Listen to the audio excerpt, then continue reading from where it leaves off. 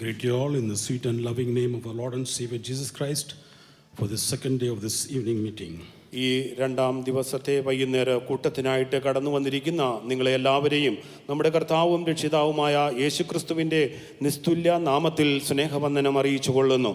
இந்த கன்வென்ஷனுடைய இரண்டாம் நாள் கூட்டத்திலே பங்கு பெறும்படியாக வந்திருக்கிறதான உங்கள் எல்லாரையும் ஆண்டவராகிய இயேசு கிறிஸ்துவினுடைய இனிய நாமத்தினாலே நாங்கள் உங்களுக்கு வாழ்த்துதல்களை தெரிவித்துக் கொள்கிறோம். God has graciously given one more year in our life.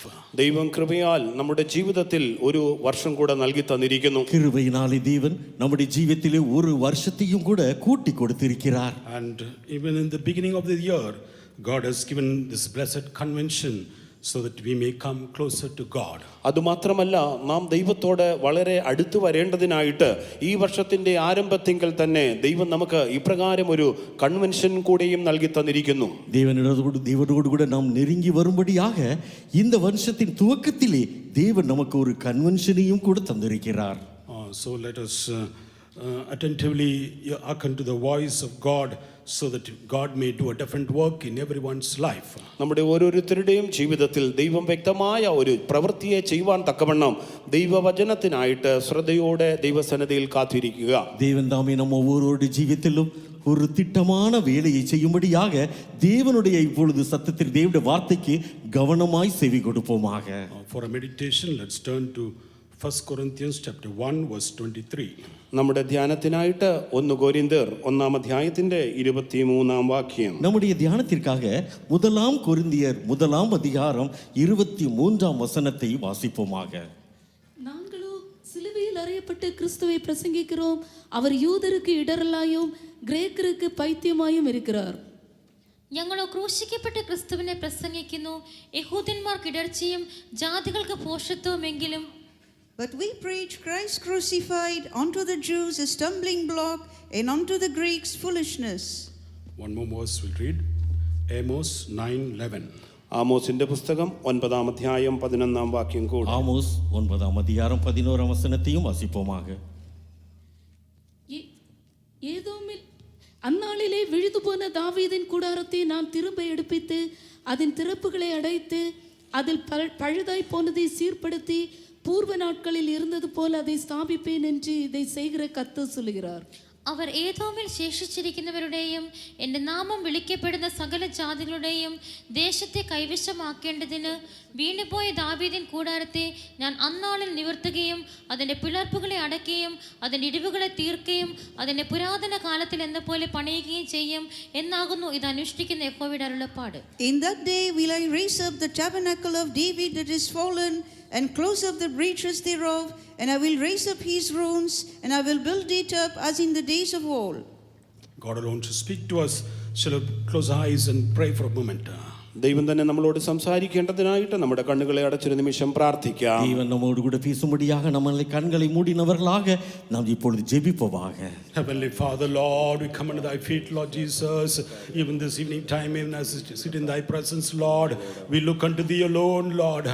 Even in this new year, in the beginning of the year, you have given this convention, Lord, God alone to speak to us, deal with every soul, Lord, do a different work in everyone's life. Prepare us for soon coming. In Jesus' name, ask Heavenly Father. Amen. Amen. Praise the Lord. ദൈവത്തിന് സ്തോത്രം. கர்த்தருக்கு ஸ்தோத்திரம். The cross, we preached Christ crucified. ക്രൂശിക്കപ്പെട്ടവനായ ക്രിസ്തുവിനെ ഞങ്ങൾ പ്രസംഗിക്കുന്നു. நாங்களோ சிலுவையில் அறையப்பட்ட கிறிஸ்துவையே பிரசங்கிக்கிறோம். Yesterday you heard about the great salvation. ഇന്നലെ ആ മഹാരക്ഷയെക്കുറിച്ച് നാം കേൾക്കുകയുണ്ടായി. நேற்றைய தினத்திலே நாம் பெரிதான ரட்சிப்பை குறித்து கேட்டோம். But once this great salvation was attained on the cross. പ്രിയ ദൈവമക്കളെ, ഈ ഇത്ര വലിയ രക്ഷ അത് ക്രൂശിന്മേൽ പ്രാപിക്കുവാനിടയായി തീരുന്നു. பிரியமானவர்களே, இந்த பெரிதான ரட்சிப்பை சிலுவையிலே நாம் பெற்றுக்கொள்கிறோம். In 1 Corinthians chapter 1 verse 18, 1 കൊരിന്ത്യർ 1-ാം അധ്യായത്തിന്റെ 18-ാം വാക്യത്തിൽ இந்த 1 கொரிந்தியர் 1-ாம் அதிகாரம் 18-ாம் வசனத்தை நாம் பார்க்கும் பொழுது, சிலுவையை பற்றி உபதேசம் கெட்டு போகிறவர்களுக்கு பைத்தியமாய் இருக்கிறது, രക്ഷിക്കപ്പെടുகிற നമുക്കോ അത് ദേവബലനാ இருக்கிறது. ക്രൂശിന്റെ വചനം നശിച്ചു പോകുന്നവർക്ക് പോഷത്വവും രക്ഷിക്കപ്പെടുന്ന നമുക്കോ ദൈവശക്തിയുമാകുന്നു. For the preaching of the cross is to them that perish foolishness, but unto us which are saved it is the power of God. Unto them that are saved, it's the power of God. രക്ഷിക്കപ്പെടുന്ന നമുക്കോ ദൈവശക്തിയുമാകുന്നു. ரட்சிக்கப்படுகிற நமக்கு அது தேவ பலனாயிருக்கிறது. Praise be to God. ദൈവത്തിന് സ്തോത്രം. தேவனுக்கு ஸ்தோத்திரம் உண்டாவதாக. Many times the cross is becoming a symbol of decoration and idol. പലപ്പോഴും ഈ കുരിശെന്ന് പറയുന്നത് ഒരു അലങ്കാര വസ്തുവായിട്ടോ അല്ലെങ്കിൽ ഒരു വിഗ്രഹമായിട്ടോ ഒക്കെയുമായി തീരുന്നു. அநேக சமயங்களிலே பார்க்கும் பொழுது இந்த சிலுவையானது ஒரு அலங்கரிக்கப்பட்டதான பொருளாக அலங்கார பொருளாகவும் அது மற்றவர்களுக்கு அது ஒரு விக்கிரகமாகவும் காணப்படுகிறது. Somewhere as the cross in the big cross as and the necklace, and also in the earring also they wear a the cross symbol with gold and silver, and many worldly people also wear this cross and just for a show. ആ ലോകപ്രകാരമുള്ളതായ ജനങ്ങൾ പോലും അതുപോലെ മറ്റുള്ള പലരും സ്വർണത്തിനാലോ വെള്ളിയിനാലോ കുരിശൊക്കെയും ഉണ്ടാക്കിയിട്ട് തങ്ങളുടെ കഴുത്തിലിടുന്നതായ മാലയിലെ അതുപോലെ ചെവിയിലെ ഒക്കെയും തൂക്കിയിട്ട് അതൊക്കെയും ഒരു അലങ്കാരമായി നടക്കുന്നതായിട്ട് കാണുവാൻ സാധിക്കും. அநேகரை பார்க்கும் பொழுது அவர்கள் இந்த சிலுவையை வெள்ளியினாலோ இல்லாவிட்டால் பொன்னினாலோ செய்து அதை தங்களுடைய கழுத்துகளிலே சரப்பணியை போல இல்லாவிட்டால் காதுகளிலே காதணியாக இவ்விதமாக அவர்கள் தொங்கவிட்டு அவர்கள் அவர்களை அலங்கரிக்கிறார்கள். But brother ones, as St. Paul says, cross is the to them that is saved, it's a power of God. എങ്കിലുമോ പ്രിയ ദൈവമക്കളെ, വിശുദ്ധ പൗലോസ് പറയുന്നത് രക്ഷിക്കപ്പെടുന്നവർക്ക് ഈ ക്രൂശ് എന്ന് പറയുന്നത് അത് ദൈവശക്തിയാകുന്നു. ஆனால் பிரியமானவர்களே, அப்போஸ்தலனாகிய பவுல் சொல்லுகிறார், ரட்சிக்கப்படுகிறவர்களுக்கு இந்த சிலுவையானது அது தேவ பலனாயிருக்கிறது. How can you preserve the salvation which God has given to us?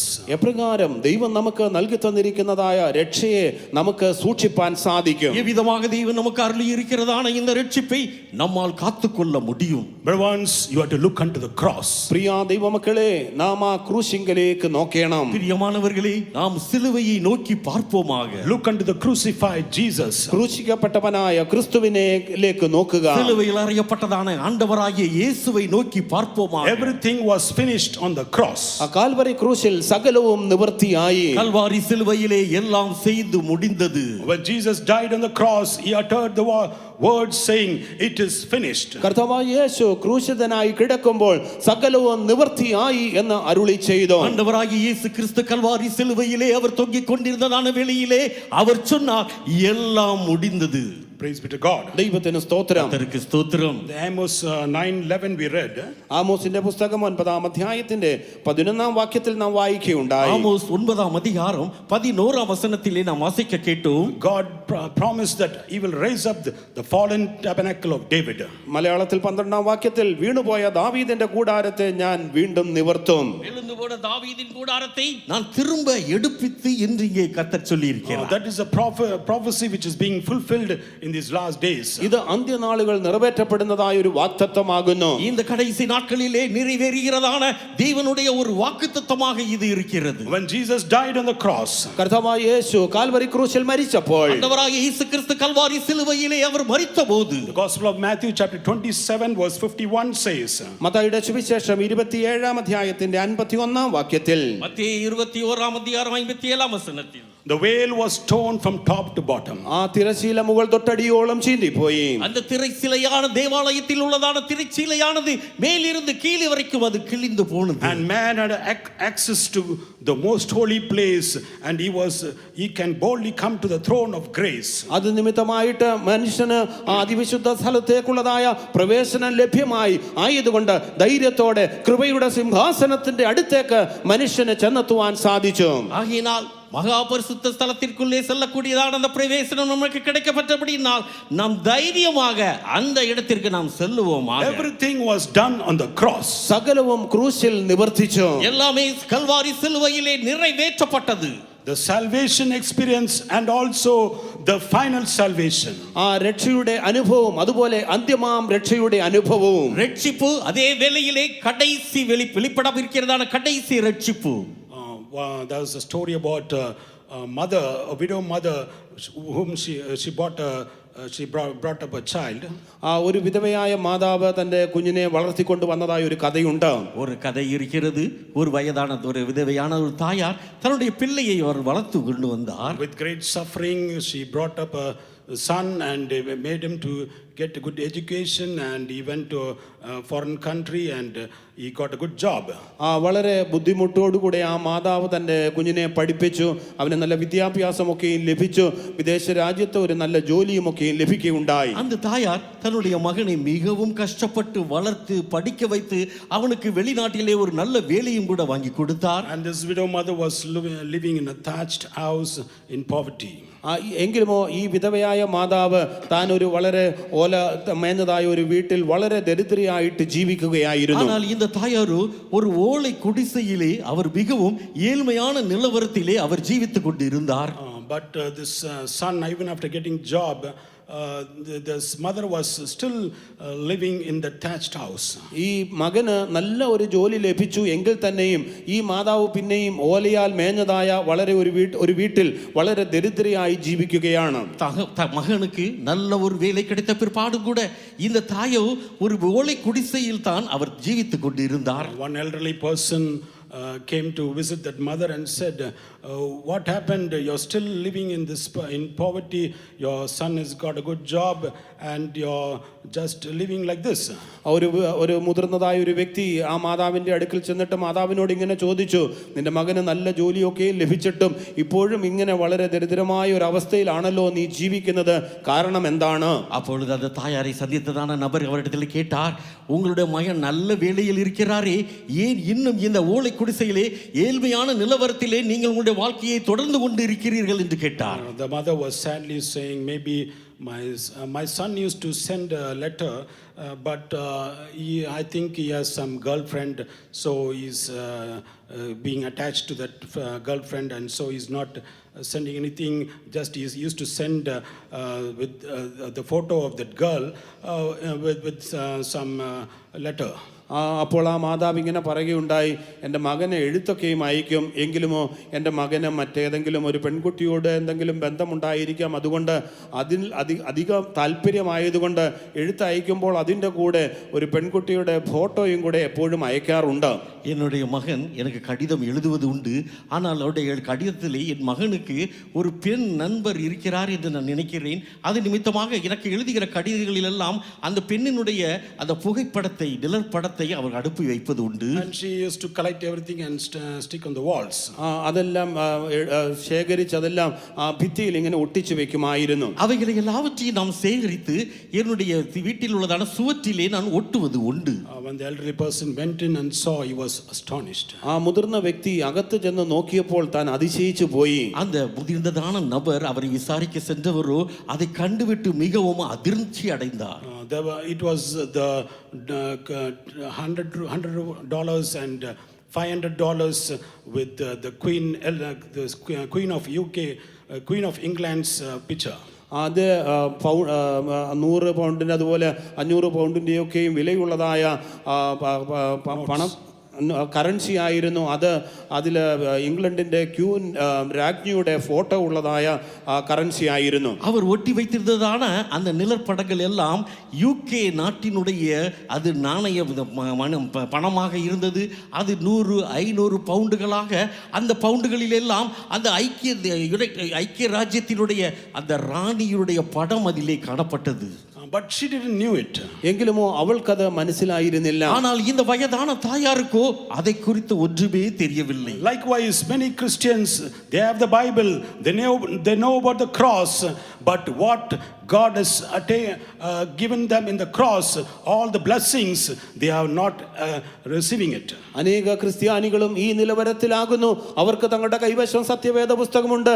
ക്രൂശിൽ കർത്താവ് ചെയ്തതായ പ്രവൃത്തികളെ കുറിച്ച് അതിനെക്കുറിച്ച് അറിവില്ലാത്തവരായി, അതിനെ തങ്ങളുടെ ജീവിതത്തിൽ പ്രാപിപ്പാൻ കഴിവില്ലാത്തവരായി കാണപ്പെടുന്നു. இந்த நிலவரத்தில் இப்படிப்பட்டதான நிலவரத்தில் தான் அநேக கிறிஸ்தவர்கள் காணப்படுகிறார்கள். அவர்களுடைய கைகளிலே வேதாகமும் இருக்கிறது, சிலுவையை பற்றியும் அவர்களுக்கு தெரியும். ஆனால் சிலுவையில் இருந்து வருகிறதான பயன்கள், நன்மைகளை, அதனுடைய ஆசீர்வாதங்களை அவர்களுக்கு எப்படி பெற்றுக்கொள்வது என்னவென்றே தெரியாமல் இருக்கிறார்கள். Praise be to God. ദൈവത്തിന് സ്തോത്രം. கர்த்தருக்கு ஸ்தோத்திரம் உண்டாவதாக. Jesus did everything on the cross for you and me. എനിക്കും നിങ്ങൾക്കും വേണ്ടി കർത്താവായ യേശു ക്രൂശിൽ സകലവും നിവൃത്തിയാക്കി. கல்வாரி சிலுவையிலே ஆண்டவராகிய இயேசு கிறிஸ்து உங்களுக்காகவும் எனக்காகவும் எல்லாவற்றையும் நிறைவேற்றி விட்டார். What's the tabernacle of David? ദാവീദിന്റെ കൂടാരം എന്നാൽ എന്താകുന്നു? தாவீதினுடைய கூடாரம் என்று சொல்லும் பொழுது அது என்ன? And the tabernacle of David means there was no veil. David used to go inside to the most holy place, into the very presence of God, to worship God directly. ദാവീദിന്റെ കൂടാരത്തിൽ ഒരു തിരശീല ഉണ്ടായിരുന്നില്ല. ദാവീദാകട്ടെ അതിവിശുദ്ധ സ്ഥലത്തേക്ക്, ദൈവത്തിന്റെ സന്നിധിയിലേക്ക്, ദൈവത്തിന്റെ അതിതേജസ്സിലേക്ക് ചെന്ന് ദൈവത്തെ ആരാധിക്കുന്നവനായി കാണപ്പെട്ടിരുന്നു. தாவீதின் கூடாரம் என்று சொல்லும் பொழுது அந்த கூடாரத்தின் உள்ளே திரைச்சீலை ஒன்றும் இருக்கவில்லை. ஆகையினால் இந்த தாவீது மகா பரிசுத்த ஸ்தலத்திற்குள்ளே, தேவ சமூகத்திற்குள்ளே எப்பொழுதும் எந்த தடையும் இல்லாமல் போய் தேவனோடு கூட பேசுவது உண்டு, ஜெபிப்பது உண்டு. In 2 Samuel 6:17 you can read it. 2 ശമൂവേൽ 6-ാം അധ്യായത്തിന്റെ 17-ാം വാക്യത്തിൽ അത് വായിക്കുവാൻ കഴിയുന്നു. 2 சாமுவேல் 6-ாம் அதிகாரம் 17-ാം வசனத்திலே நாம் இதை வாசிக்கலாம். അവർ യഹോവയുടെ പെട്ടകം കൊണ്ടുവന്ന് ദാവീദ് അതിനായിട്ട് അടിച്ചിരുന്ന കൂടാരത്തിന്റെ നടുവിൽ അതിന്റെ സ്ഥാനത്ത് വെച്ചു. പിന്നെ ദാവീദ് യഹോവയുടെ സന്നിധിയിൽ ഹോമയാഗങ്ങളും സമാധാനയാഗങ്ങളും അർപ്പിച്ചു. அவர்கள் கர்த்தருடைய பெட்டியை உள்ளே கொண்டு வந்து அதற்கு தாவீது போட்ட கூடாரத்துக்குள் இருக்கிற அதன் ஸ்தானத்திலே அதை வைத்தபோது தாவீது கர்த்தருடைய சந்நிதியிலே சர்வாங்க தகன பலிகளையும் சமாதான பலிகளையும் இட்டான். And they brought in the ark of the Lord and set it in his place in the midst of the tabernacle that David had pitched for it. And David offered burnt offerings and peace offerings before the Lord. He had a direct access to God. അവന് ദൈവത്തോട് ഒരു നേരിട്ടുള്ളതായ ഒരു ബന്ധമുണ്ടായിരുന്നു. தாவீதுக்கு தேவனோடு கூட தேவனிடத்தில் நேரடியாக பிரவேசிக்க கூடியதான ஒரு ஸ்லாக்கியம் இருந்தது. In the tabernacle of Moses there was a veil, and only the the high priest once in a year with the blood only could enter into the most holy place. മോശയുടെ കൂടാരത്തെ സംബന്ധിച്ച്, അല്ലെങ്കിൽ സമാഗമന കൂടാരത്തെ കുറിച്ച് നാം നോക്കുമ്പോൾ അതിൽ ഒരു തിരശീല ഉണ്ടായിരുന്നു. അതിലുണ്ടായിരുന്ന അതിവിശുദ്ധ സ്ഥലത്തേക്ക് മഹാപുരോഹിതന് മാത്രമേ വർഷത്തിൽ ഒരിക്കൽ മാത്രം രക്തത്തോടുകൂടെ മാത്രം പ്രവേശിക്കുവാനുള്ളതായ അനുമതി ഉണ്ടായിരുന്നുള്ളൂ. மோசேயினுடைய ஆசரிப்பு கூடாரத்திலே அங்கே ஒரு திரைச்சீலை இருந்தது. அந்த மகா பரிசுத்த ஸ்தலத்திற்குள்ளாக போக வேண்டும் என்றால் பிரதான ஆசாரியன் மாத்திரமே வருஷத்திற்கு ஒரு முறை இரத்தத்தோடு கூட பிரவேசிக்க முடியும். But Jesus, by his sacrifice, he has opened the door so that we may enter into the most holy place, come to the throne of grace boldly, to attain grace. നാം അതിവിശുദ്ധ സ്ഥലത്തേക്ക് പ്രവേശിക്കുവാൻ തക്കവണ്ണം ധൈര്യത്തോടെ കൃപയുടെ ആസനത്തിലേക്ക് കടന്നു വരുവാൻ തക്കവണ്ണം കർത്താവായ യേശു അതിന്റെ വാതിലുകളെ തുറന്ന് അതിനുള്ളതായ കൃപ നമുക്ക് കൃപ പ്രാപിപ്പാൻ നമുക്ക് വഴി ഒരുക്കി തന്നിരിക്കുന്നു. ஆனால் கர்த்தராகிய இயேசு கிறிஸ்துவோ அதற்குரியதான வாசல்களை எல்லாவற்றையும் திறந்து மகா பரிசுத்த ஸ்தலத்திற்குள்ளே நாம் பிரவேசிக்க கூடியதான ஸ்லாக்கியத்தை நமக்கு உண்டு பண்ணி இருக்கிறார். Kindly read the epistle of Hebrews chapter 9 verse 12. എബ്രായ ലേഖനം 9-ാം അധ്യായത്തിന്റെ 12-ാം വാക്യം വായിക്കാം. எபிரேயர் 9-ஆம் அதிகாரம் 12-ஆம் வசனத்தை வாசிப்போமாக. வெள்ளாட்டுக்கடா இளங்காளை இவைகளுடைய இரத்தத்தினாலே அல்ல, தம்முடைய சொந்த இரத்தத்தினாலும் ஒரே தரம் மகா பரிசுத்த ஸ்தலத்திலே பிரவேசித்து நித்திய மீட்பை உண்டு பண்ணினார். മലിപ്പവും തികവുമേറിയ ഒരു കൂടാരത്തിൽ കൂടി ആട്ടുകൊറ്റന്മാരുടെയും പശുക്കിടാക്കളുടെയും രക്തത്താൽ അല്ല, സ്വന്തം രക്തത്താൽ തന്നെ ഒരിക്കലായിട്ട് വിശുദ്ധ മന്ദിരത്തിൽ പ്രവേശിച്ച് എന്നേക്കുമുള്ളൊരു വീണ്ടെടുപ്പ് സാധിപ്പിച്ചു. Neither by the blood of goats and calves, but by his own blood he entered in once into the holy place, having obtained eternal redemption for us. Hallelujah. Hallelujah. He has obtained eternal redemption for us. നമുക്കായിട്ട് അവനൊരു നിത്യമായ വീണ്ടെടുപ്പ് നൽകി തന്നിരിക്കുന്നു. நமக்கு ஒரு நித்திய மீட்பை உண்டு பண்ணினார். He has not saved you for just for a moment, but he saved you for eternal. അവൻ നിങ്ങളെ താൽക്കാലികമായിട്ട് രക്ഷിച്ചിരിക്കുകയല്ല, പിന്നെയോ നിത്യമായി അവൻ നിങ്ങളെ രക്ഷിച്ചിരിക്കുകയാണ്. அவர் உங்களை அல்ப தருணங்களுக்காக மாத்திரமல்ல, நித்திய காலமாக அவர் உங்களுக்கு மீட்பை உண்டு பண்ணி இருக்கிறார். He has saved you so that you may reign with him forever and ever and be with him forever and ever. അവനോടുകൂടെ സദാ നിങ്ങൾ കാണപ്പെടേണ്ടതിനായിട്ട്, സദാ അവനോടുകൂടെ വാഴുവാൻ തക്കവണ്ണം അവൻ നിങ്ങളെ രക്ഷിച്ചിരിക്കുകയാണ്. அவரோடு கூட என்றென்றைக்குமாய் ஆளுகை செய்யும்படியாக நித்திய நித்திய காலமாக அவரை காணும்படியாக அவரோடு கூட இருக்கும்படியாக அவர் நம்மை ரட்சித்திருக்கிறார். He has not saved you to leave you half the way. നിങ്ങളെ പാതി വഴിയിൽ വിട്ടുകളയേണ്ടതിനായിട്ടല്ല അവൻ നിങ്ങളെ രക്ഷിച്ചത്. அவர் உங்களை ரட்சித்ததோ ஏதோ பாதி வழியிலே உங்களை விட்டு விட்டு போய் விடும்படியாக அல்ல, But take you to the eternity, to his place where you are.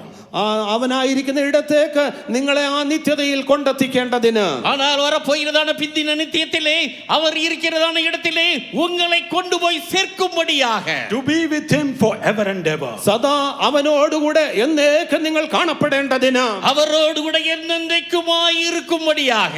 You heard the testimony of the dear sister. പ്രിയ സഹോദരിയുടെ സാക്ഷ്യം നിങ്ങൾ കേട്ടുവല്ലോ. பிரியப்பட்டதான சகோதரியுடைய சாட்சியை கேட்டீர்கள் அல்லவா? God saved her from the shipwreck. ആ കപ്പൽ ഛേദത്തിൽ നിന്നും കർത്താവ് തന്നെ രക്ഷിച്ചു. அவர் அகப்பட்டதான அந்த கப்பல் சேதத்தில் இருந்து கர்த்தர் அவரை விடுவித்தார். Not only that, a father became a backslider, he became a alcoholic, but at last you can see the father also was brought to salvation. അതുമാത്രമല്ല, പിതാവ് വളരെ പിന്മാറ്റത്തിലേക്ക് കടന്നുപോയി മദ്യപാനാസക്തിയിലായി തീർന്നു. എങ്കിലും കർത്താവ് തന്നെയും മടക്കി തിരികെ കൊണ്ടുവന്നു. அதுவுமல்லாமல் அவருடைய தகப்பனார் அவர் பின்மாற்றத்திற்கு வந்து விட்டார். அவர் மதுபானம் குடிக்கிறவராக இருந்தார். இப்படிப்பட்டதான சூழ்நிலையில் இருந்து அவரையும் தேவன் திரும்பவுமாக கொண்டு வந்தார். Praise be to God. ദൈവത്തിന് സ്തോത്രം. கர்த்தருக்கு ஸ்தோத்திரம். You have to look at the cross for your salvation. നിങ്ങളുടെ രക്ഷയ്ക്ക് വേണ്ടിയിട്ട് നിങ്ങൾ കുരിശിലേക്ക് നോക്കണം. உங்களுடைய ரட்சிப்பிற்காக நீங்களோ சிலுவையை தான் பார்க்க வேண்டும். This salvation is not a finished process in one day. ഈ രക്ഷ എന്ന് പറയുന്നത് ഒരു ദിവസം കൊണ്ട് തീരുന്നതായ ഒരു പ്രക്രിയയല്ല. இந்த ரட்சிப்பு என்று சொல்லும் பொழுது ஏதோ ஒரு நாளிலே செய்து முடித்து விடக்கூடியதான காரியம் அல்ல. It's a continuous process. You have to keep on growing in that salvation experience. ഈ രക്ഷയുടെ അനുഭവം എന്ന് പറയുന്നത് തുടർച്ചയായിട്ടുള്ളതായ ഒരു പ്രക്രിയയാകുന്നു. ആ പ്രക്രിയയിൽ നിങ്ങൾ അനുദിനവും വളർന്നുകൊണ്ടേയും ഇരിക്കണം. இந்த ரட்சிப்பானது ஒவ்வொரு நாளிலும் தொடர்ந்து கொண்டிருக்க வேண்டியதான கிரியையாக இருக்கிறது. நீங்களோ இதை தொடர்ந்து கொண்டு இருக்க வேண்டும். In the repentance you get a salvation. മാനസാന്തരത്തിൽ കൂടെ ഒരു രക്ഷ ലഭിക്കുന്നു. மனம் திரும்புதலிலே நீங்கள் ஒரு ரட்சிப்பை பெறுகிறீர்கள். In Luke chapter 1 verse 77, you can read it. You can note it. No time to read it. ലൂക്കോസിന്റെ സുവിശേഷം 1-ാം അധ്യായത്തിന്റെ 77-ാം വാക്യത്തിൽ നാം അത് വായിക്കുന്നത് നിങ്ങൾ കുറിച്ച് വെച്ചുകൊള്ളുക. லூக்கா 1-ஆம் அதிகாரம் 77-ஆம் வசனத்திலே இப்பொழுது வாசிக்க நேரமில்லை, இதை நீங்கள் குறித்து வைத்துக் கொள்ளுங்கள். By repentance, for the remission of sins, you get a salvation. പാപമോചനത്താൽ അല്ലെങ്കിൽ ആ മാനസാന്തരത്താൽ ഒരു രക്ഷ ലഭിക്കുന്നു. பாவம் பரிகரிக்கப்படுகிறதான வேளையிலே நீங்கள் ஒரு ரட்சிப்பை பெற்றுக் கொள்ளுகிறீர்கள். A man is born in sin, and his sin by works also. ആ മനുഷ്യൻ പാപത്തിൽ ജനിക്കുന്നു. അവന്റെ പ്രവൃത്തിയാലും അവൻ ഒരു പാപിയായി തീരുന്നു. மனுஷன் ஜென்மத்திலே அவன் பிறக்கும் பொழுதே பாவியாக பிறக்கிறான். தன்னுடைய கிரியைகளினாலும் அவன் பாவங்களை செய்கிறான். Two types of sin is in man: the nature of sin and the works of sin. മനുഷ്യന്റെ ജീവിതത്തിൽ രണ്ട് വിധത്തിലുള്ളതായ പാപങ്ങളുണ്ട്. ഒന്ന് ജന്മപാപം, മറ്റേത് കർമ്മപാപം. மனுஷனுடைய ஜீவிதத்திலே இரண்டு விதமான பாவங்கள் இருக்கிறது. ஒன்று ஜென்ம பாவம், மற்றொன்று கர்ம பாவம், செயல்களில் உண்டாகிற பாவம். When man repents and confesses and comes to the throne of grace and seeks for mercy and grace, he receives this salvation. മനുഷ്യൻ തന്റെ പാപങ്ങളെ കുറിച്ച് അനുതപിച്ച് മനസാന്തരപ്പെട്ട് ഏറ്റുപറഞ്ഞ് ക്രൂശിലേക്ക് അടുത്തു വരുമ്പോൾ അവന് ഈ പാപമോചനത്തിൽ കൂടെയുള്ളതായ രക്ഷ ലഭിക്കുന്നു. மனுஷன் தான் செய்ததான பாவங்களுக்காக மனஸ்தாபப்பட்டு அவன் அந்த கல்வாரி இடத்திலே வருகிறதான வேளையிலே அவனுக்கு அவன் செய்த பாவங்களுக்கு மன்னிப்பை பெற்றுக் கொள்ளுகிறான். Next is baptism. അടുത്തതായിട്ട് ജലസ്നാനം. அடுத்ததாக பார்க்கும் பொழுது தண்ணீர் ஞானஸ்நானம். In salvation you should not stop with salvation, repentance. ആ രക്ഷ എന്നുള്ളത് മാനസാന്തരത്തോടു കൂടെ തീർന്നതായ ഒരു പ്രക്രിയയല്ല. இந்த ரட்சிப்பானது மனம் திரும்புதலோடு கூட முடிந்து விடுகிற காரியம் அல்ல. You have to take another step, the baptism. അടുത്ത പടിയായിരിക്കുന്ന ജലസ്നാനം നിങ്ങൾ സ്വീകരിക്കണം. அடுத்ததாக தண்ணீர் ஞானஸ்நானத்தை நீங்கள் பெற்றுக்கொள்ள வேண்டும். Later on we'll see in detail.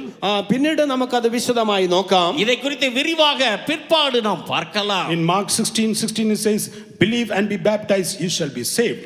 നീ വിശ്വസിക്കുകയും രക്ഷിക്കുകയും விசுவாசமுள்ளவனாகி ஞானஸ்நானம் பெற்றவன் രക്ഷിക്കപ്പെടുവാൻ என்று മാർക്ക് 16:16 நாம் பார்க்கிறோம். വിശ്വസിക്കുകയും സ്നാനം ഏൽക്കുകയും ചെയ്യുന്നവൻ രക്ഷിക്കപ്പെടുമെന്ന് മർക്കോസിന്റെ സുവിശേഷം 16-ാം അധ്യായം 16-ാം വാക്യത്തിൽ വായിക്കുന്നു. But you should not be stopping at that baptism experience. ആ ജലസ്നാനത്തിന്റെ അനുഭവത്തിലും നിങ്ങൾ രക്ഷയുടെ പ്രവൃത്തിയെ നിർത്തിക്കൂടാ. இந்த தண்ணீர் ஞானஸ்நான அனுபவத்தோடு கூட உங்களுடைய இரட்சிப்பின் அனுபவத்தை நீங்கள் நிறுத்திவிடக் கூடாது. You should take one more step further, receiving the Holy Spirit. അടുത്ത പടി നിങ്ങൾ എടുക്കേണ്ടിയിരിക്കുന്നു, അതായത് പരിശുദ്ധാത്മാഭിഷേകം പ്രാപിക്കുക. இதற்கு அடுத்ததாக இன்னொரு படி இருக்கிறது, அதுதான் பரிசுத்தாவியின் அபிஷேகம். In Titus 3:15 it says. തീത്തോസിന്റെ ലേഖനം 3-ാം അധ്യായം 15-ാം വാക്യത്തിൽ അത് പറയുന്നു. തീത്തു 3-ാം അധ്യായം 15-ാം വചനം. 3-ന്റെ 5-ാം വാക്യത്തിൽ 5-ാം വചനം. நாம் செய்த நீதியின் கிரியைகளின் நிமித்தம் அவர் நம்மை ரட்சியாமல் தமது இரக்கத்தின்படியே மறுஜென்ம முழுக்கினாலும் பரிசுத்த ஆவியினுடைய புதிதாக்குதலினாலும் நம்மை ரட்சித்தார். By the renewing of the Holy Ghost you are being saved. 7-ാം വാക്യത്തിൽ പരിശുദ്ധാത്മാവിന്റെ നവീകരണം കൊണ്ട് നിങ്ങൾ രക്ഷിക്കപ്പെട്ടിരിക്കുന്നു. பரிசுத்த ஆவியினுடைய புதிதாக்குதலினாலும் நீங்கள் ரட்சிக்கப்படுகிறீர்கள். Beloved ones, you should not stop in this step also. പ്രിയ ദൈവമക്കളെ, ഈ പടി കൊണ്ടും തീരുന്നില്ല. பிரியமானவர்களே, இந்த படியோடு கூட நீங்கள் உங்களுடைய ரட்சிப்பை நிறுத்திவிடக் கூடாது. You have to go again in one step further in salvation. ഈ രക്ഷയുടെ അടുത്ത പടിയിലേക്ക് നിങ്ങൾ കടന്നു ചെല്ലണം. இந்த ரட்சிப்பினுடைய அடுத்த படியிலே நீங்கள் கடந்து செல்ல வேண்டும். Life of separation. വേർപാടിൻ ജീവിതം. அதுதான் வேறுபாட்டின் ஜீவியம். In the book of Acts chapter 2 verse 40 it says, save yourself from this untoward generation. ഈ വക്രതയുള്ളതായ തലമുറയിൽ നിന്ന് നിങ്ങൾ വേർപെട്ടിരിപ്പീൻ എന്ന് അപ്പോസ്തല പ്രവർത്തികൾ 2-ാം അധ്യായത്തിന്റെ 40-ാം വാക്യത്തിൽ നാം വായിക്കുന്നു. அப்போஸ்தலருடைய நடபடிகள் 2-ாம் அதிகாரம் 40-ஆம் வசனத்திலே மாறுபாடுள்ள இந்த சந்ததியை விட்டு விலகி உங்களை காத்துக் கொள்ளுங்கள் என்று அப்போஸ்தலர் சொல்லுகிறார். You need to have a life of separation from the worldly people and from the inside the church also. You need a life of separation. ഈ ലൗകികരിൽ നിന്നും അതുപോലെ സഭയിലുള്ളതായ നമുക്ക് ഒരു വേർപാടിൻ ജീവിതം ഉണ്ടായിരിക്കണം. உலகத்தாரில் இருந்தும் சபையில் உள்ளதான ஜனங்களிடத்தில் இருந்தும் நமக்கு ஒரு வேறு விடுதலின் ஜீவியம் இருக்க வேண்டும். You have to be joined with the holy people. വിശുദ്ധരായിട്ടുള്ളവരോട് നാം ചേർന്നിരിക്കണം. பரிசுத்தமுள்ளதான ஜனங்களோடு கூட நாம் நம்மை சேர்த்துக் கொள்ள வேண்டும். Kindly read 2 Thessalonians chapter 3 verse 6. 2 തെസ്സലോനിക്കർ 3-ാം അധ്യായത്തിന്റെ 6-ാം വാക്യം വായിക്കാം. 2 தெசலோனிக்கேயர் 3-ஆம் அதிகாரம் 6-ஆம் வசனத்தை வாசிப்போமா. மேலும் சகோதரரே, எங்களிடத்தில் ஏற்றுக்கொண்ட முறைமையின்படி நடவாமல் ஒழுங்கற்று நடக்கிற எந்த சகோதரனை நீங்கள் விட்டு விலக வேண்டும் என்று நம்முடைய கர்த்தராகிய இயேசு கிறிஸ்துவின் நாமத்தினாலே உங்களுக்கு கட்டளையிடுகிறோம். You have to be separate from those who are walking disorderly. പ്രമാണം വിട്ട് ക്രമം കെട്ട് നടക്കുന്നവരോട് നിങ്ങൾ അകന്നു കൊള്ളണം, അല്ലെങ്കിൽ വേർപാട് സൂക്ഷിച്ചു കൊള്ളണം. ஒழுங்கற்று நடக்கிறதான எந்த சகோதரனையும் விட்டு நீங்கள் விலக வேண்டும். Praise be to God. ദൈവത്തിന് സ്തോത്രം. கர்த்தருக்கு ஸ்தோத்திரம். Not only in the life of separation you have to stop. ആ വേർപാടിന്റെ ജീവിതം കൊണ്ട് നിങ്ങൾ അത് നിർത്തിക്കൂടാ. வேறுபாட்டின் ஜீவியத்தோடு கூட உங்களுடைய இரட்சிப்பின் அனுபவத்தை நீங்கள் நிறுத்திவிடக் கூடாது. This salvation is a growing process. ഈ രക്ഷ എന്നത് അത് വളരുന്നതായ ഒരു പ്രക്രിയയാണ്. இந்த இரட்சிப்பானது அது வளர்ந்து கொண்டே இருக்கக்கூடியதான ஒரு கிரியை. In divine healing you have a salvation experience. ദൈവിക രോഗശാന്തിയിലും ഒരു രക്ഷയുടെ അനുഭവമുണ്ട്.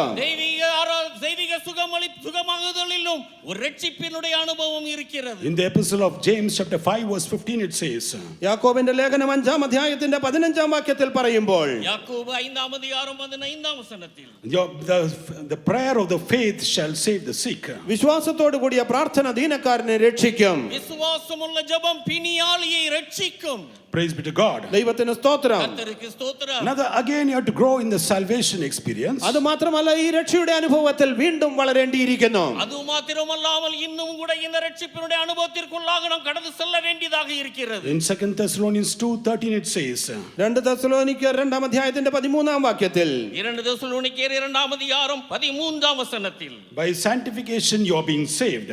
വിശുദ്ധീകരണത്തിനാൽ നിങ്ങൾ രക്ഷിക്കപ്പെടുന്നു. பரிசுத்தமாகுதலின் நிமித்தமாக நீங்கள் ரட்சிக்கப்படுகிறீர்கள். Praise be to God. ദൈവത്തിന് സ്തോത്രം. கர்த்தருக்கு ஸ்தோத்திரம். And last is the final is the redemption of the body. അവസാനമായിട്ട് ശരീര വീണ്ടെടുപ്പ്. அடுத்த கடைசியாக சரீர மீட்பாகிய ரட்சிப்பு. In the first epistle of Peter chapter 1 verse 5. 1 പത്രോസ് 1-ാം അധ്യായത്തിന്റെ 5-ാം വാക്യത്തിൽ, முதலாம் பேதுரு 1-ஆம் அதிகாரம் 5-ஆம் வசனத்தில், Your body is being redeemed, you are being kept by the power of God for the redemption of the body. ആ ശരീര വീണ്ടെടുപ്പിനായിട്ട് നിങ്ങൾ ദൈവശക്തിയിൽ കാക്കപ്പെടുന്നു. சரீர மீட்பிற்காக நீங்கள் தேவனுடைய பலத்தினாலே காக்கப்படுகிறீர்கள். That is the final salvation. അതാകുന്നു അന്ത്യമാം രക്ഷ. இதுதான் கடைசி ரட்சிப்பு. That's what we sang in the English song.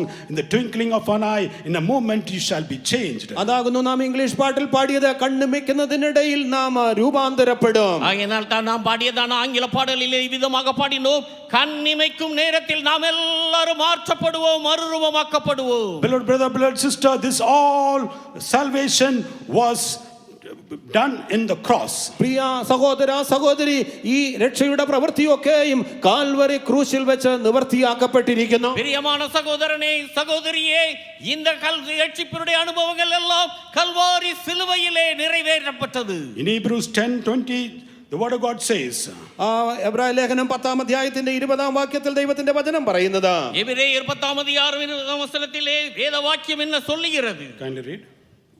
By a new and living way which he has consecrated for us through the veil, that is to say, his flesh. യേശു തന്റെ ദേഹം എന്ന തിരശ്ശീലയിൽ കൂടി നമുക്ക് പ്രതിഷ്ഠിച്ച ജീവനുള്ള പുതുവഴിയായി തന്റെ രക്തത്താൽ വിശുദ്ധ മന്ദിരത്തിലേക്കുള്ള പ്രവേശനത്തിന് ധൈര്യവും.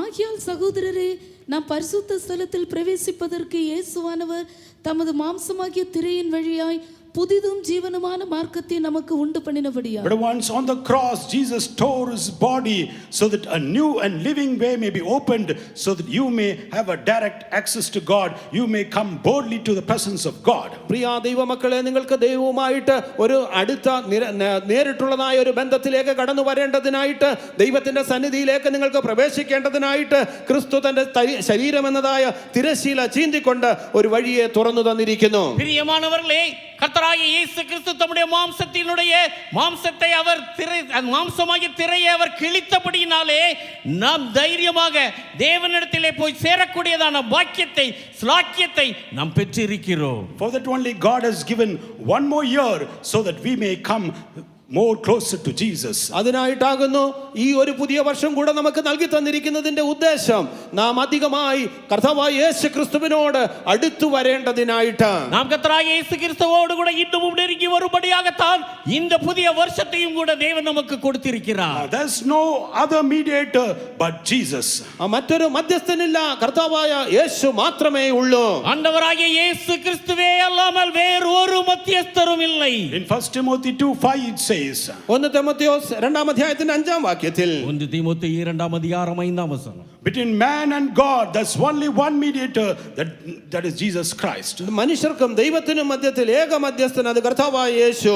மனுஷனுக்கும் தேவனுக்கும் இடையே ஒரே ஒரு மத்தியஸ்தரே இருக்கிறார், அது ஆண்டவராகிய இயேசு கிறிஸ்து. Nowadays many people they go through the other mediators and other saints, and they call for the angels and the holy saints, and they call as a mediator. ഈ നാളുകളിൽ പലരും പലവിധത്തിലുള്ളതായ മധ്യസ്ഥന്മാരെ തേടിക്കൊണ്ടിരിക്കുകയാകുന്നു. ദൂതന്മാര്, വിശുദ്ധന്മാരെന്ന് പറയുന്ന അങ്ങനെയുള്ളവരെയൊക്കെയും മധ്യസ്ഥനായിട്ട് വെച്ചുകൊണ്ട് അവർ മുൻപോട്ട് പോകുകയാണ്. சிலரோ எங்களுக்கு தேவனுக்கும் உள்ளாக மத்தியஸ்தர்களை அவர்கள் தேடிக்கொண்டு இருக்கிறார்கள். சிலர் தேவதூதர்களை சொல்லிக் கொள்கிறார்கள். சிலரோ பரிசுத்தர்களை தங்களுக்கும் தேவனுக்கும் இடையே உள்ளதான மத்தியஸ்தர்களாக நினைத்து அவர்களை தேடுகிறார்கள். Some say without this pope you cannot get the salvation. ചിലർ പറയുന്നത് പോപ്പിനെ കൂടാതെ രക്ഷയില്ല എന്ന്. சிலர் சொல்வது உண்டு, போப்பாண்டவர் இல்லாமல் நீங்கள் ரட்சிக்கப்படவே முடியாது. Through him only you have to pray, through Mary only you have to pray.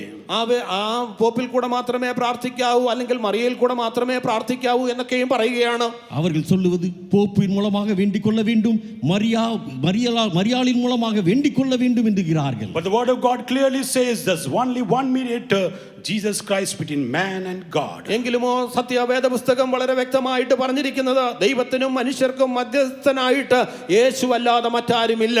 ஆனால் பரிசுத்த வேதாகமம் மிக தெளிவாக சொல்லுகிறது, தேவனுக்கும் மனுஷருக்கும் நடுவிலே ஒரே ஒரு மத்தியஸ்தரே இருக்கிறார், அவர்தான் நம்முடைய ஆண்டவராகிய இயேசு You Kristu. have to attain that complete salvation experience. നാം ഈ രക്ഷയുടെ പൂർണ്ണ പടിയെയും പ്രാപിക്കേണ്ടിയിരിക്കുന്നു. நாமோ இந்த ரட்சிப்பினுடைய பூரண படியை அடைய வேண்டும். So only God has given us one more year. ആയതുകൊണ്ടാകുന്നു ദൈവം നമ്മുടെ ജീവിതത്തിൽ ഒരു വർഷം കൂടെ കൂട്ടി തന്നിരിക്കുന്നത്. அதற்காகவே தேவன் நம்முடைய ஜீவியத்திலே ஒரு வருஷத்தை கூட கூட்டி இருக்கிறார். Don't be in that repentance experience.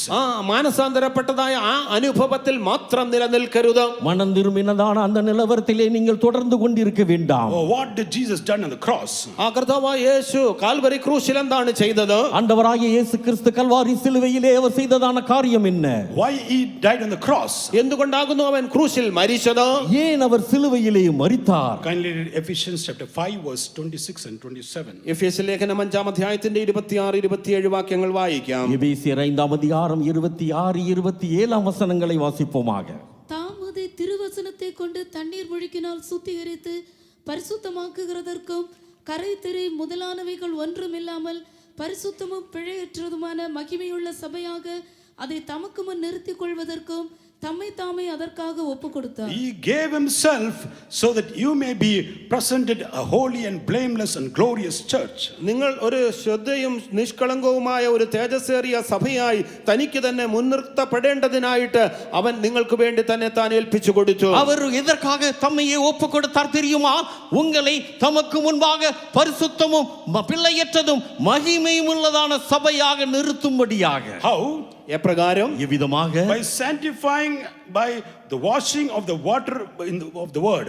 വചനത്തോട് കൂടിയതായ ജലസ്നാനത്താൽ വെടിപ്പാക്കി, திருவசனத்தை கொண்டு தண்ணீர் முழுக்கினால் பரிசுத்தமாக்கி. That is baptism experience. അത് ജലസ്നാന അനുഭവമാകുന്നു. இதுதான் தண்ணீர் ஞானஸ்நானத்தின் அனுபவம். How you to take baptism? എപ്രകാരം സ്നാനമേൽക്കണം? எவ்விதமாக நாம் தண்ணீர் ஞானஸ்நானம் பெற்றுக்கொள்ள You வேண்டும். have to repent and take baptism. മാനസാന്തരപ്പെട്ട് ജലസ്നാനം സ്വീകരിക്കണം. மனம் திரும்பி தண்ணீர் ஞானஸ்நானத்தை பெற்றுக்கொள்ள வேண்டும். In Acts 2:38 you read it. അപ്പോസ്തല പ്രവൃത്തികൾ 2-ാം അധ്യായത്തിന്റെ 38-ാം വാക്യത്തിൽ നാം അത് വായിക്കുന്നു. அப்போஸ்தலர் 2-ாம் அதிகாரம் 38-ாம் வசனத்தில் இதை வாசிக்கிறோம். In Mark 16:16 it says. മർക്കോസിന്റെ സുവിശേഷം 16-ാം വാക്യത്തിൽ மார்க் 16:16 சொல்லுகிறது. Believe and baptized. വിശ്വസിച്ച് സ്നാനമേൽക്കണം. விசுவாசம் உள்ளவனாகி ஞானஸ்நானம் பெற வேண்டும். What you have to believe? നിങ്ങൾ എന്ത് വിശ്വസിക്കണം? அப்படி என்றால் நீங்கள் விசுவாசிக்க வேண்டியது Believe என்ன? the truth. സത്യത്തിൽ വിശ്വസിക്കണം. சத்தியத்தை விசுவாசிக்க வேண்டும். Believe the gospel. സുവിശേഷത്തിൽ വിശ്വസിക്കണം. சுவிசேஷத்தை விசுவாசிக்க That வேண்டும். Christ died for your sins and for your transgressions. നിങ്ങളുടെ പാപങ്ങൾക്ക് വേണ്ടി, നിങ്ങളുടെ ലംഘനങ്ങൾക്ക് വേണ്ടി യേശു ക്രൂശിൽ മരിച്ചു എന്ന് വിശ്വസിക്കണം. உங்களுடைய பாவங்களுக்காக உங்களுடைய மீறுதல்களுக்காக ஆண்டவராகிய இயேசு மரித்தார் என்பதை நீங்கள் விசுவாசிக்க In வேண்டும். Mark 5:1-5 it says, by confessing your sins. മർക്കോസിന്റെ സുവിശേഷം 1-ാം അധ്യായം 5-ാം വാക്യത്തിൽ നിങ്ങളുടെ പാപങ്ങളെ ഏറ്റുപറഞ്ഞുകൊണ്ട്, மார்க் 1-ாம் அதிகாரம் 5-ாம் வசனத்திலே நீங்கள் உங்களுடைய பாவங்களை எல்லாம் அறிக்கையிட்டு. And tomorrow in the baptism study, if you said you can learn more about baptism. നാളെ നടക്കുന്നതായ ജലസ്നാനത്തിനുള്ളതായ വേദപാഠ ക്ലാസ്സിൽ നിങ്ങൾ പങ്കെടുക്കുന്നുവെങ്കിൽ ഇതിനെക്കുറിച്ച് അധികമായിട്ട് നിങ്ങൾക്ക് പഠിക്കുവാൻ സാധിക്കും. நடைபெற போகிறதான தண்ணீர் ஞானஸ்நானத்திற்குரியதான வேதபாட வகுப்பிலே இதை குறித்து நீங்கள் இன்னும் விரிவாக பார்க்கலாம். Some take child baptism, that is all wrong. ചിലരൊക്കെയും ശിശു സ്നാനം നടത്തുന്നു, അതൊക്കെയും തെറ്റാകുന്നു. சிலர் குழந்தை ஞானஸ்நானம் கொடுக்கிறார்கள், அது மிகவும் தவறான ஒரு செயல். There's no proof in the word of God for that. അതിനായിട്ട് തിരുവചനത്തിൽ നിന്നും യാതൊരു വിധമായ തെളിവോ ആധാരമോ ഇല്ല. வேத வாக்கியத்திலே நாம் பார்ப்போமே என்றால் இதை நிரூபிக்கத்தக்கதாக, இதை உறுதிப்படுத்த எந்த விதமான ஆதாரமும் இல்லை. Some give sprinkling baptism. മറ്റു ചിലരാകട്ടെ തളിപ്പ് സ്നാനം കൊടുക്കുന്നു. சிலரோ தெளிப்பு ஞானஸ்நானம் செய்கிறார்கள். Praise be to God. ദൈവത്തിന് സ്തോത്രം. கர்த்தருக்கு ஸ்தோத்திரம். You have to believe and be baptized. നിങ്ങൾ വിശ്വസിച്ച് സ്നാനമേൽക്കണം. நீங்களோ விசுவாசம் உள்ளவர்களாகி ஞானஸ்நானம் பெற வேண்டும். Baptism is the foundation of victorious life. ജലസ്നാനം എന്ന് പറയുന്നത് ജയ ജീവിതത്തിന്റെ ഒരു അടിസ്ഥാനമാകുന്നു. தண்ணீர் ஞானஸ்நானத்தை பெற்றுக்கொள்வதுதான் ஜெய ஜீவியத்தினுடைய ஒரு அடிப்படையாக இருக்கிறது. What is that salvation? ഈ രക്ഷ എന്താകുന്നു? இந்த ரட்சிப்பு என்ன? In 1 Corinthians 15:3 and 4 yesterday we read. 1 കൊരിന്ത്യർ 15-ാം അധ്യായത്തിന്റെ 3-4 വാക്യങ്ങൾ നാം വായിച്ചതുപോലെ, 1 കൊരിന്ത്യർ 15-ாம் அதிகாரம் 3-4 வசனங்களிலே நாம் வாசிக்க கேட்டது போல. Since time is short, I'm not reading the word of God. സമയം കുറവുകൊണ്ട് തിരുവചനം വായിക്കുന്നില്ല. இப்பொழுது நேரம் இல்லாதபடினால் எல்லா வசனங்களையும் இப்பொழுது வாசிக்க முடியாது. You can just note it. നിങ്ങൾക്കത് കുറിച്ചെടുക്കാവുന്നതാണ്. நீங்கள் அதை எழுதி கொள்ளுங்கள் கொள்ளுங்கள். What does the scripture say? തിരുവെഴുത്ത് എന്താകുന്നു പറയുന്നത്? வேத வாக்கியம் என்ன சொல்லுகிறது? Christ died for our sins. ക്രിസ്തു നമ്മുടെ പാപങ്ങൾക്ക് വേണ്ടി മരിച്ചു. கிறிஸ்துவானவர் நமது பாவங்களுக்காக அவர் மரித்தார். He was buried. അവൻ അടക്കപ്പെട്ടു. அவர் அடக்கம் பண்ணப்பட்டார். He was rose again the third day. അവൻ 3-ാം നാൾ ഉയർത്തെഴുന്നേറ്റു. 3-ாம் நாளிலே அவர் உயிர்த்தெழுந்தார். We also have to follow the footsteps of Christ. നാമും കർത്താവായ യേശുവിന്റെ കാൽച്ചുവടുകളെ പിൻപറ്റേണ്ടിയിരിക്കുന്നു. நாமும் கிறிஸ்துவினுடைய கால்சுவடுகளை பாதபடிகளை பின்பற்ற வேண்டும். By repentance you have been crucified on the cross. മാനസാന്തരത്തിൽ കൂടെ നിങ്ങൾ ക്രൂശിന്മേൽ ക്രൂശിക്കപ്പെടുന്നു. மனம் திரும்புவதின் மூலமாக நீங்களும் கூட சிலுவையில் அறையப்படுகிறீர்கள். By baptism you are buried with Christ. ജലസ്നാനത്തിൽ കൂടെ നിങ്ങൾ ക്രിസ്തുവിനോട് കൂടെ അടക്കം ചെയ്യപ്പെടുന്നു. தண்ணீர் ஞானஸ்நானத்தின் மூலமாக கிறிஸ்துவுடனே கூட நீங்கள் அடக்கம் பண்ணப்படுகிறீர்கள். By the anointing of the Holy Spirit you are being raised up with him in the heavenlies. പരിശുദ്ധാത്മാവിന്റെ അഭിഷേക നിമിത്തമായിട്ട് നിങ്ങൾ ഉയർത്തെഴുന്നേറ്റ സ്വർഗ്ഗസ്ഥലങ്ങളിൽ ഇരുത്തപ്പെടുന്നു. பரிசுத்தாவின் அபிஷேகத்தின் மூலமாக நீங்கள் உயிர்த்தெழுந்து பரலோகத்தில் உள்ளதான உன்னதமான இடங்களிலே நீங்கள் உட்கார்ந்து இருக்கிறீர்கள். The epistle of Romans chapter 6 verse 4 and 5 says. റോമാലേഖനം 6-ാം അധ്യായത്തിന്റെ 4-5 വാക്യങ്ങൾ വായിക്കുമ്പോൾ ரோமர் 6-ஆம் அதிகாரம் 4-5 வசனங்களை நாம் வாசிக்கும்போது through baptism you are buried with him with Christ. ജലസ്നാനത്തിൽ കൂടെ നിങ്ങൾ ക്രിസ്തുവിനോട് കൂടെ അടക്കം ചെയ്യപ്പെടുന്നു. தண்ணீர் ஞானஸ்நானத்திலே கிறிஸ்துவுடனே கூட நாம் அடக்கம் பண்ணப்படுகிறோம். So that as Christ was raised up from the dead you also will be raised up by his glory. അത് നിമിത്തമായിട്ട് ക്രിസ്തു മരിച്ചിട്ട് പിതാവിന്റെ മഹിമയാൽ ജീവിച്ചെഴുന്നേറ്റതുപോലെ നിങ്ങളും ജീവന്റെ പുതുക്കത്തിൽ നടക്കേണ്ടതിന് கிறிஸ்து மரித்தோரிலிருந்து எழுப்பப்பட்டது போல நீங்களும் மகிமை அடைவீர்கள். You have to walk in the newness of life. നിങ്ങൾ ജീവന്റെ പുതുക്കത്തിൽ നടക്കണം. நீங்கள் புதிதான ஜீவன் உள்ளவர்களாய் ஜீவனின் புதுமையிலே நடப்பீர்கள். If any man be in Christ is a new creature. ഒരുവൻ ക്രിസ്തുവിലായാൽ അവൻ പുതിയ സൃഷ്ടിയാകുന്നു. ஒருவன் கிறிஸ்துவுக்குள் இருந்தால் அவன் புது சிருஷ்டியாய் இருக்கிறான். All the old things are passed away. പഴയതൊക്കെയും കഴിഞ്ഞുപോയി. பழையவைகள் ஒளிந்து போயின. Brother, sister, examine your life and see. പ്രിയ സഹോദര സഹോദരി നിങ്ങളുടെ ജീവിതങ്ങളെ നിങ്ങളൊന്ന് പരിശോധിക്കണം. பிரியமான சகோதரனே சகோதரியே உங்களுடைய ஜீவியங்களை எல்லாவற்றையும் ஆராய்ந்து பாருங்கள். All the old things passed away. എല്ലാ പഴയ കാര്യങ്ങളും നീങ്ങിപ്പോയിരിക്കുന്നുവോ? எல்லா பழையவைகள் எல்லாம் நீங்கினதா? Are you sticking with the old things and walking with Christ? നിങ്ങൾ ഇപ്പോഴും പഴയ കാര്യങ്ങളോട് ബന്ധപ്പെട്ടുകൊണ്ടിരിക്കുന്നുവോ അതോ ക്രിസ്തുവിനോട് കൂടെ നടക്കുന്നുവോ? நீங்கள் இன்னமும் கூட அந்த பழையதான காரியங்களை உங்களோடு கூட ஒட்டி வைத்துக் கொண்டு நீங்கள் கிறிஸ்துவுடனே கூட நடந்து கொண்டு இருக்கிறீர்களா? Oh, you have to give away all the old things. സകല പഴയതിനെയും നിങ്ങൾ ഉപേക്ഷിക്കണം. நீங்களோ பழையவைகள் எல்லாவற்றையும் களைந்து போட வேண்டும். After baptism you need the life of separation. ജലസ്നാനം സ്വീകരിച്ചതിനു ശേഷം നിങ്ങൾക്കൊരു വേർപാടിൻ ജീവിതം ഉണ്ടായിരിക്കണം. தண்ணீர் ஞானஸ்நானம் பெற்ற பிற்பாடு நீங்களோ ஒரு வேறுபிரிதலின் ஜீவியத்தை செய்கிறவர்களாக இருக்க வேண்டும். There are some children of God, they take baptism and also they stick into the worldly life.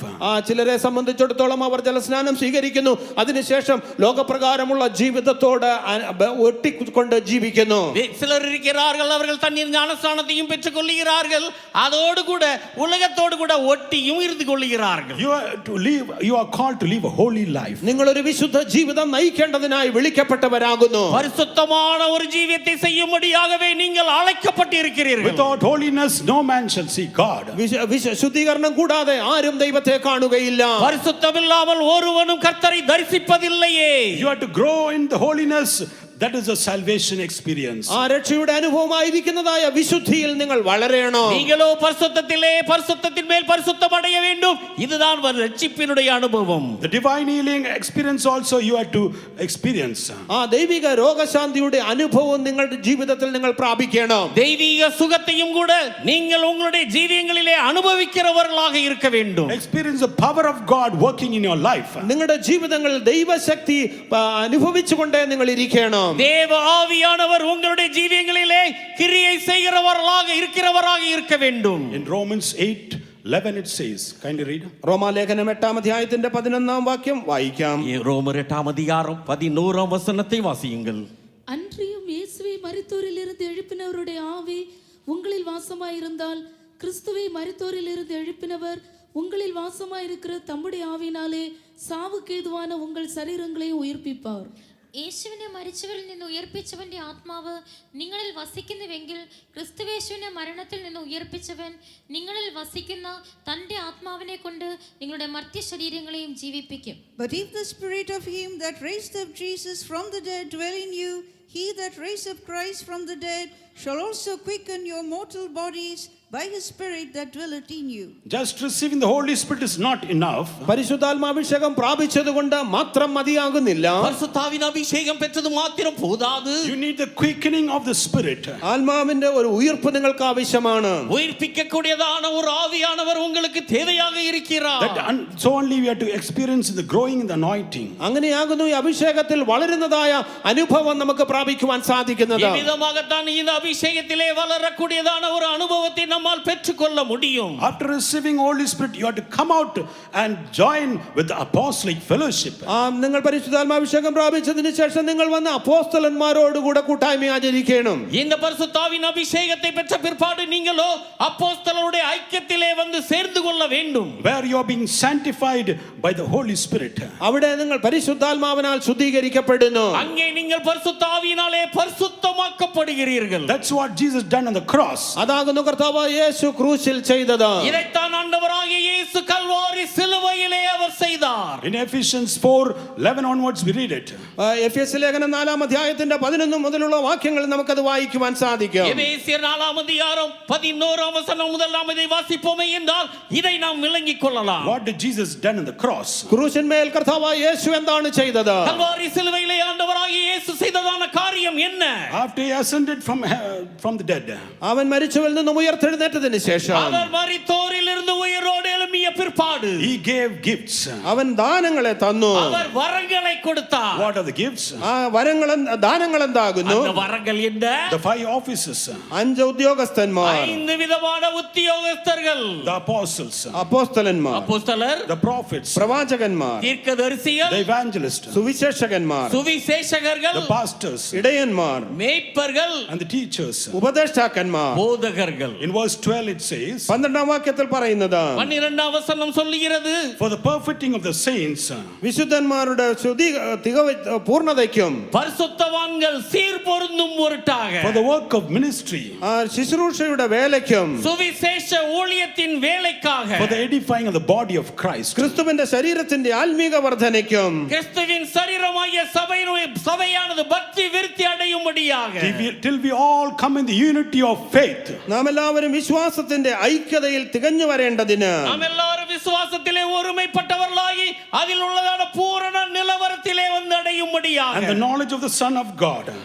ദൈവപുത്രനെ കുറിച്ചുള്ളതായ പരിജ്ഞാനത്തിൽ വളരേണ്ടതിന്, தேவகுமாரனை குறித்ததான அறிவில் வளரும்படியாக, Unto a perfect man in the fullness of stature of Christ. ക്രിസ്തുവിന്റെ തികഞ്ഞ പുരുഷത്വം പ്രാപിക്കേണ്ടതിന്, கிறிஸ்துவினுடைய நிறைவான வளர்ச்சிக்கு தக்கதான பூரண புருஷராகும்படியாக. Look unto the cross. ആ ക്രൂശിലേക്ക് നോക്കുക. சிலுவையை நோக்கி பாருங்கள். He has not just finished on the salvation experience. ആ രക്ഷയുടെ അനുഭവം മാത്രമല്ല നിവർത്തിച്ചിരിക്കുന്നത്. சில இரட்சிப்பின் அனுபவத்தை மாத்திரமே அங்கே நிறைவேற்றப்படவில்லை. That salvation means coming to the apostolic fellowship. ഈ രക്ഷ എന്ന് പറയുമ്പോൾ അപ്പോസ്തലിക കൂട്ടായ്മയിലേക്ക് കടന്നു വരുന്നതായ അനുഭവം. இரட்சிப்பு என்று சொல்லும் பொழுது அப்போஸ்தலருடைய அப்போஸ்தல ஐக்கியத்திற்குள்ளாக கடந்து வருவது. You and I are the temple of God. ഞാനും നിങ്ങളും ദൈവത്തിന്റെ മന്ദിരമാകുന്നു. நீங்களும் நானும் தேவனுடைய ஆலயமாகவே இருக்கிறோம். In Ephesians 2:19 onwards we read it.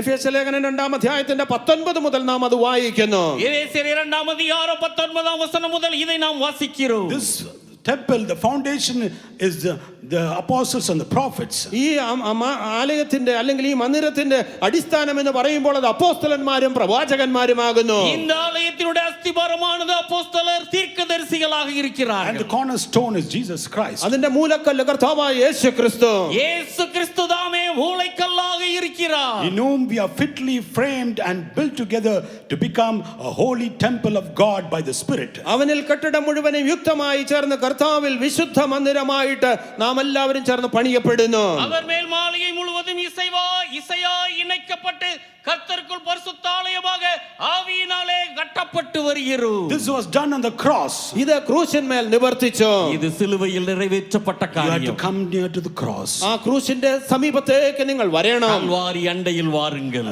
Just receiving repentance, baptism and receiving the Holy Spirit is not enough. ആ മാനസാന്തരത്തെ കുറിച്ച് കേൾക്കുക, ജലസ്നാനം സ്വീകരിക്കുക, പരിശുദ്ധാത്മാഭിഷേകം പ്രാപിക്കുക, ഇതുകൊണ്ട് മാത്രം കാര്യമായില്ല. மனம் திரும்புதல், தண்ணீர் ஞானஸ்நானம், பரிசுத்தாவின் அபிஷேகம், இது மாத்திரம் போதாது. You have to come to the dedicated under the dedicated servants of God. പ്രതിഷ്ഠിതരായ കർത്താവിന്റെ ശുശ്രൂഷകരുടെ അടുക്കലേക്ക് നിങ്ങൾ വരണം. பிரதிஷ்டை செய்யப்பட்டிருக்கிற பரிசுத்தவான்களுடைய கைகளுக்குள்ளாக நீங்கள் வர வேண்டும். In Luke chapter 14 we read it.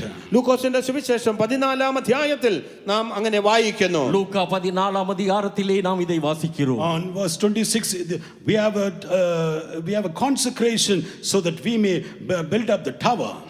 നാം ഒരു അത് പണിയുവാൻ തക്കവണ്ണമുള്ളതായ പ്രതിഷ്ഠയെ കുറിച്ച് 26-ാം അധ്യായത്തിൽ പറഞ്ഞിരിക്കുന്നു. அந்த 14ஆம் அதிகாரம் 26ஆம் வசனத்திலே அங்கே நம்முடைய பிரதிஷ்டையை குறித்து சொல்லப்பட்டிருக்கிறது. Kindly read Luke chapter 14 verse 26 and 28. ലൂക്കോസിന്റെ സുവിശേഷം 14-ാം അധ്യായത്തിന്റെ 26-28 വാക്യങ്ങൾ. யாதொருவன் என்னிடத்தில் வந்து தன் தகப்பனையும் தாயையும் மனைவியையும் பிள்ளைகளையும் சகோதரரையும் சகோதரிகளையும் தன் ஜீவனையும் வெறுக்காவிட்டால் எனக்கு சீஷனா இருக்க மாட்டான். உங்களில் ஒருவன் ஒரு கோபுரத்தை கட்ட மனதாயிருந்து அஸ்திபாரம் போட்ட பின்பு முடிக்க திராணி இல்லாமற் போனால் பார்க்கிறவர்கள் எல்லாரும் இந்த மனுஷன் கட்டத் தொடங்கி முடிக்க திராணி இல்லாமற் போனான் என்று சொல்லி. Brother ones, we need a consecration. പ്രിയ ദൈവമക്കളെ, നമ്മൾക്ക് പ്രതിഷ്ഠ ആവശ്യമാണ്. பிரியமானவர்களே, நமக்கு ஒரு பிரதிஷ்டை தேவையாக இருக்கிறது. And you have to come to the consecrated, dedicated servants of God so that you may go on to perfection and live and attain that perfection. നിങ്ങളും ആ പൂർണ്ണതയിലേക്ക് പോയി പൂർണ്ണത പ്രാപിക്കുവാൻ തക്കവണ്ണം പ്രതിഷ്ഠിതരായ കർത്തൃശുശ്രൂഷകരുടെ അടുക്കലേക്ക് നിങ്ങൾ കടന്നു വരണം. பூரணத்தின் மேல் பூரணத்தை அடைந்து கொள்ளும்படியாக பிரதிஷ்டையுள்ளதான அப்போஸ்தலருடைய கைகளுக்குள்ளாக நீங்கள் வர வேண்டும். In Colossians St. Paul says in 1:28. കൊലോസ്യ ലേഖനം 1-ാം അധ്യായത്തിന്റെ 1-ാം അധ്യായത്തിന്റെ 28-ാം വാക്യത്തിൽ വിശുദ്ധ പൗലോസ് പറയുമ്പോൾ, பரிசுத்த பவுல் அவர்கள் சொல்லும் பொழுது கொலோசியர் 1-ாம் அதிகாரம் 28-ஆம் வசனத்தில், we are preaching and warning every man, teaching every man that in all wisdom that we may present every man perfect in Christ. ഏത് മനുഷ്യനെയും ക്രിസ്തുവിൽ തികഞ്ഞവനായി നിർത്തേണ്ടതിന് ഏത് മനുഷ്യനെയും പ്രബോധിപ്പിക്കുകയും ഏത് മനുഷ്യനോടും സകല ജ്ഞാനത്തോടും കൂടെ ഉപദേശിക്കുകയും ചെയ്യുന്നു. எந்த மனுஷனையும் கிறிஸ்து இயேசுவுக்குள் தேறினவனாக நிறுத்தும்படிக்கு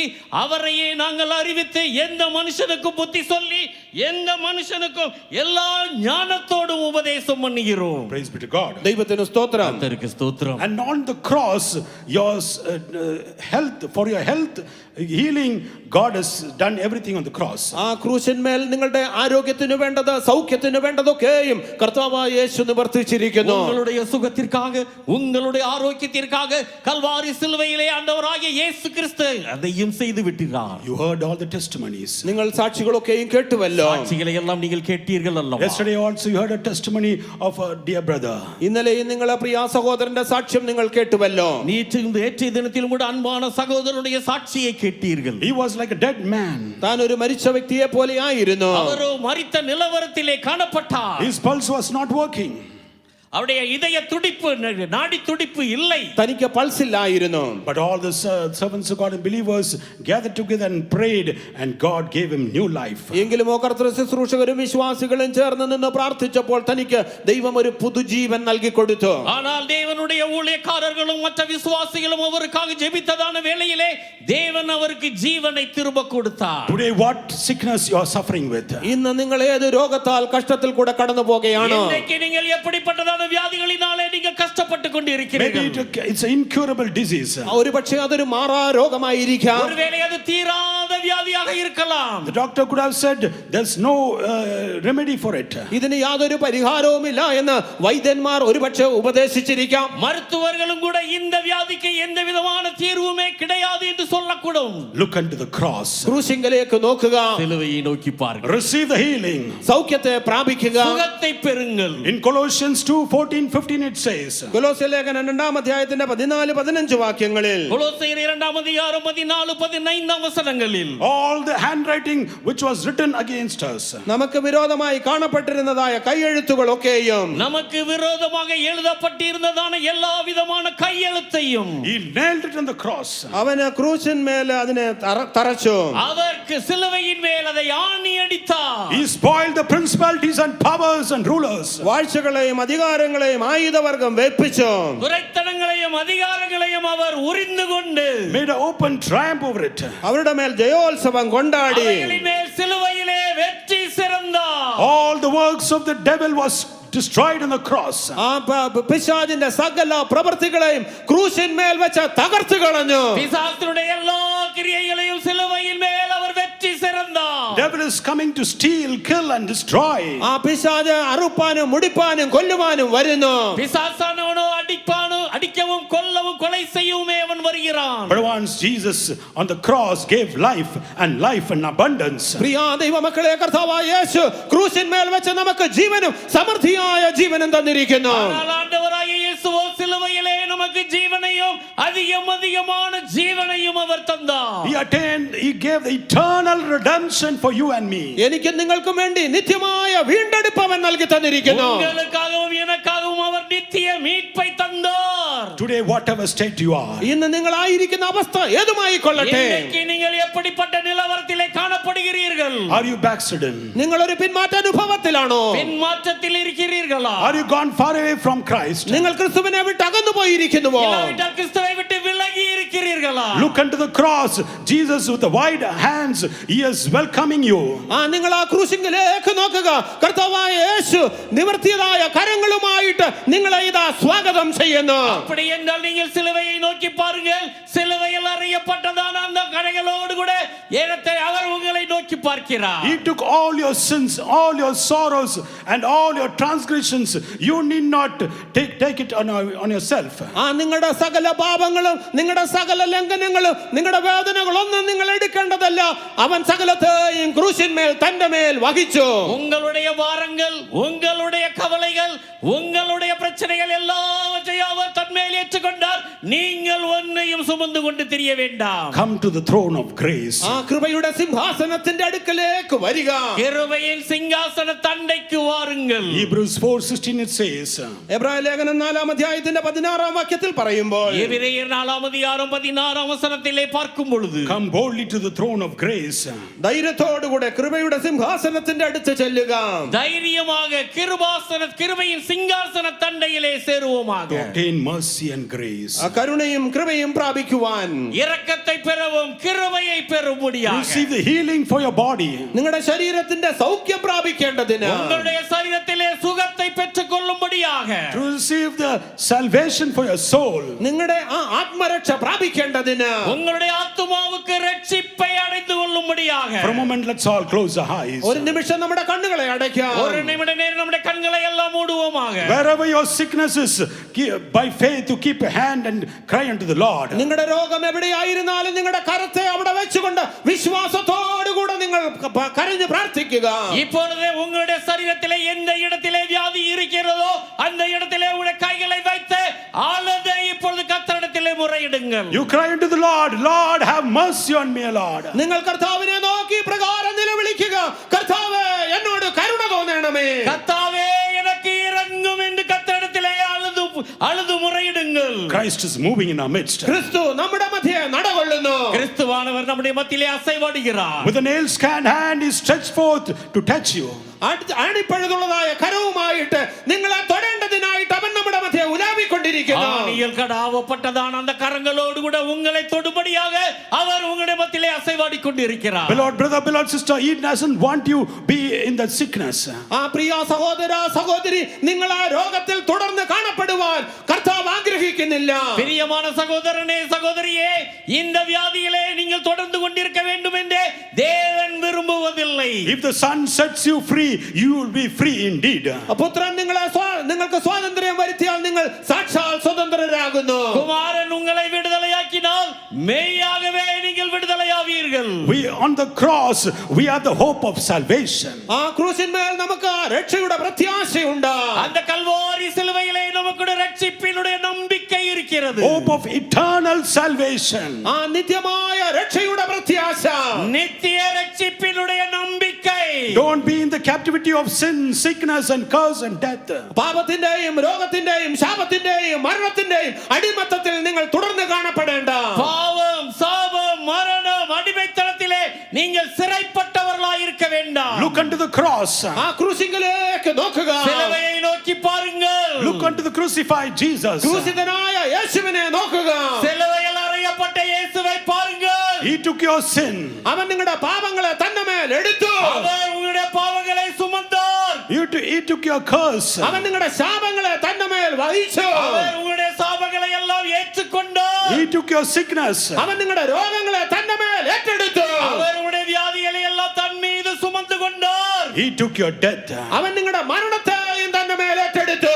அவர் உங்களுடைய மரணத்தையும் தன்மேல் ஏற்றுக்கொண்டார். My son, my daughter, he says, come unto me and receive the eternal salvation, eternal redemption. അവൻ നമ്മെ നോക്കിക്കൊണ്ട് പ്രകാരം പറയുന്നു, എന്റെ മകന്, എന്റെ മകള്, നിങ്ങൾ എന്റെ അടുക്കലേക്ക് കടന്നു വന്ന് ആ നിത്യമായ രക്ഷയെ, നിത്യമായ വീണ്ടെടുപ്പിനെ പ്രാപിച്ചുകൊള്ളുവീൻ. அவர் சொல்லுகிறார், என் மகனே, என் மகளே, என்னிடத்திலே வாருங்கள், நித்தியமான ரட்சிப்பை, நித்தியமான மீட்பை பெற்றுக் கொள்ளுங்கள். God is saying, I command health and cure in your life. ദൈവം ഇപ്രകാരം കൽപ്പിക്കുന്നു, നിന്റെ ജീവിതത്തിൽ ആരോഗ്യവും രോഗശാന്തിയും ഞാൻ കൽപ്പിക്കുന്നു. அவர் சொல்லுகிறார், சௌக்கியத்தையும் ஆரோக்கியத்தையும் நான் உங்களுக்கு வர பண்ணுகிறேன். Receive the deliverance. ആ വിടുതൽ പ്രാപിക്കുവീൻ. அந்த விடுதலையை பெறுங்கள். By his blood you have been saved. അവന്റെ രക്തത്താൽ നിങ്ങൾ രക്ഷിക്കപ്പെട്ടിരിക്കുന്നു. அவருடைய இரத்தத்தினாலே நீங்கள் ரட்சிக்கப்பட்டீர்கள். By his stripes you are healed. അവന്റെ അടിപ്പിണരുകളാൽ